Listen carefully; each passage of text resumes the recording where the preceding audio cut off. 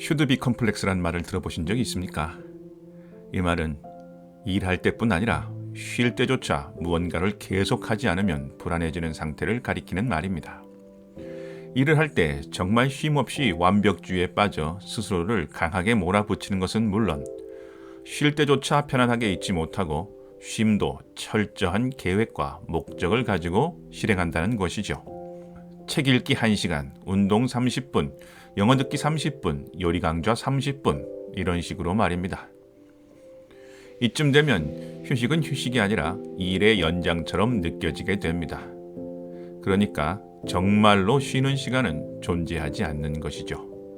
이렇게 되면 결국 우리는 고장이 나버리게 됩니다. 몸뿐 아니라 마음까지 고장이 납니다. 심한 경우에는 극단적인 번아웃이나 우울증에 빠지게 되기도 하죠.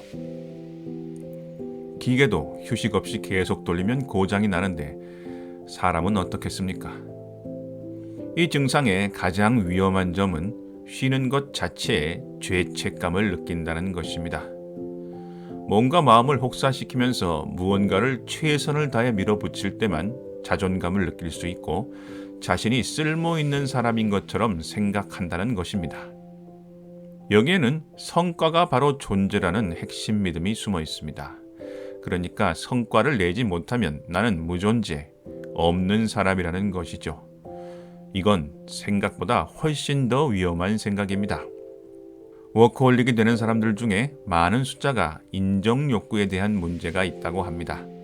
특히 어려서 부모와의 애착 관계가 잘 형성되지 못한 사람들 중에 워커홀릭이 되는 경우가 많다고 하죠.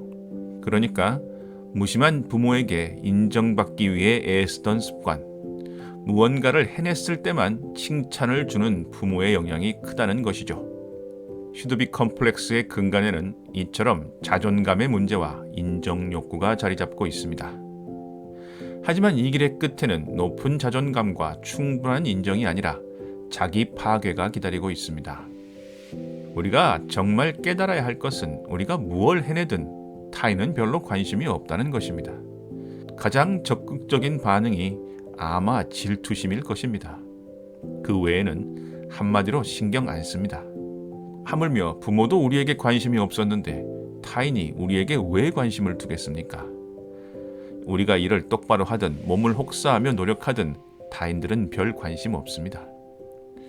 두 번째로, 우리는 우리의 존재 그 자체만으로도 충분하다는 것입니다. 우리는 우리의 직업이 아닙니다. 우리는 우리의 성과가 아닙니다. 우리는 우리의 재산도 아닙니다. 우리는 우리의 아파트 평수도 차 종류도 입는 옷의 브랜드도 아닙니다.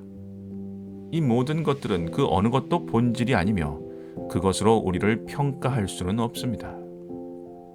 우리가 세상에 태어난 것 그 자체가 이미 우주의 기적이며 충분한 존재 가치를 가지고 있습니다. 집에 애완동물이 있다면 관찰해 보세요. 그들은 자고 쉬는 것이 기본값이고 밥을 먹거나 화장실을 가는 특별한 경우에만 움직입니다. 자연의 모든 것은 그런 시스템을 가지고 있습니다. 오직 우리만이 가만히 있는 것, 휴식을 죄악시합니다. 그 중에서도 특히 잠을 줄이는 것은 생명을 줄이는 것이나 마찬가지입니다. 이렇게 쉬는 것을 죄악시하는 핵심 믿음 뒤에는 생산과 경제를 신앙으로 받드는 산업사회의 시스템이 있습니다. 컨베이어 벨트 뒤에서 끊임없이 똑같은 동작으로 물건을 조립하는 포드식 공장에서 쉰다는 것은 곧 생산력 저하를 뜻합니다. 자본주의에서는 생산력 저하는 곧 범죄죠. 하지만 우리는 쉬기 위해 사는 것이지 살기 위해 쉬는 것이 아닙니다. 오늘부터 죄책감을 벗어던지고 편안하게 쉬십시오.